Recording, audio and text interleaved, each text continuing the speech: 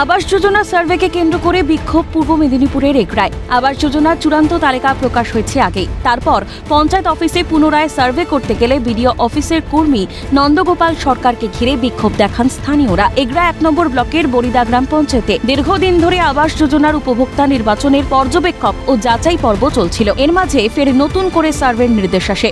তাতেই ক্ষিপ্ত হয়ে ওঠে জনতা। অভিযোগ, নতুন সার্ভের মাধ্যমে অনেক প্রকৃত উপভোক্তার নাম বাদ দেওয়ার চক্রান্ত চলছে। ফলে রাজনৈতিক চক্রান্তের শিকার হচ্ছে অসহায় মানুষগুলো। এরপরই শনিবার দুপুরে এগরা 1 নম্বর ব্লকের বরিদা গ্রাম পঞ্চায়েত অফিসে বিক্ষোভ দেখান বাসিন্দারা। ঘটনাস্থলে পৌঁছন এগরা 1 নম্বর ব্লকের বিডিও দুর্গা প্রসাদ ঘোষ। বিডিওর আশ্বাসে বিক্ষোভকারীরা তাদের অবস্থান তুলে নেন।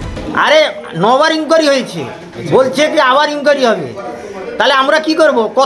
কতবার ইনকোয়ারি হবে? কি ইনকোয়ারি কথা বলছেন? বাড়ির কথা ইনকোয়ারি, আবাস যোজনা। আরে ইচ্ছা করে তো এটা করছে।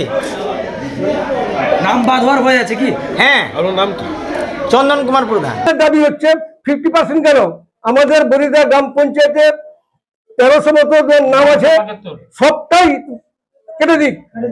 এটা আমাদের দাবি, এটাই আমাদের দাবি। না হলে আমাদের দাবি হচ্ছে একটাও কাটা যাবে না। আর অবৈধ ঘরগুলো আগে যেগুলো কাটা হয়েছে সেগুলো পুনরায় সংযোজন করতে হবে। কিন্তু বর্তমান অবস্থায় আমাদের যদি আবার ইনকোয়ারি হয়, কার নির্দেশে হচ্ছে, কে করছে, আমরা সেটা জানতে চাই। এই নিয়ে কতবার ইনকোয়ারি? এই নিয়ে প্রায় 3-4 বার। যদিও এ বিষয়ে বেশি কিছু বলতে চাননি বিডিও অফিসের কর্মী নন্দগোপাল সরকার। ওই ঘরের একটা রিভেরিফিকেশনের কাজ চলছে, এটা পঞ্চায়েতের অর্ডার এসেছে সরকার থেকে, সেইটাই আমরা এনকোয়ারি করতে এসেছিলাম। তৃণমূলকে তুলোধনা বিজেপির রাজ্য কমিটির সদস্যের। সাধারণ মানুষকে প্রলোভন দেখিয়ে আগামীতে ভোট নেওয়ার কারসাজি করছে তৃণমূল, দাবি বিজেপি নেতৃত্বের।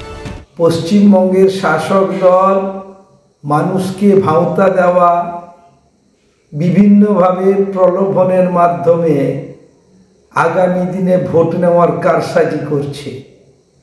এটা মানুষও ধরে ফেলেছে, আমরাও প্রতিবাদে সামিল হয়েছি। দ্রুত সমস্যা সমাধানের আশ্বাস পূর্ব মেদিনীপুর জেলা পরিষদের সদস্যের। পাল্টা বিজেপিকে তোপ ডাকেন তিনি। শোনার সঙ্গে সঙ্গে আমরা উপস্থিত হয়েছি এবং যাতে সবার বাড়ি থাকতে পারে তার জন্য বিডিওর সঙ্গে কথা। আগামী মঙ্গলবার বিকেল 4টায় আমি জেলা পরিষদের মেম্বার, আমার প্রধান সাহেব, আমাদের কর্মাধ্যক্ষ সহ সবাই পঞ্চায়েতের সদস্যরা আমরা উপস্থিত হব।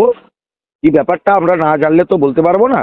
আর সর্বোপরি বলি, বিজেপি যে অভিযোগটা করছে এটা বিজেপির কাজ। কারণ ভোট এলে ইডি-সিবিআইয়ের ভয় দেখানো হয়, ভোট এলে উন্নয়নের কথা মনে পড়ে। আবাস যোজনার চূড়ান্ত তালিকা প্রকাশের পরেও ফের কেন সার্ভের নির্দেশ? তবে কি রাজনৈতিক গেরোয় পড়ে বঞ্চিতই থেকে যাবে প্রকৃত উপভোক্তারা? পূর্ব মেদিনীপুর থেকে বিনোদ মণ্ডলের রিপোর্ট, ক্যালকাটা নিউজ।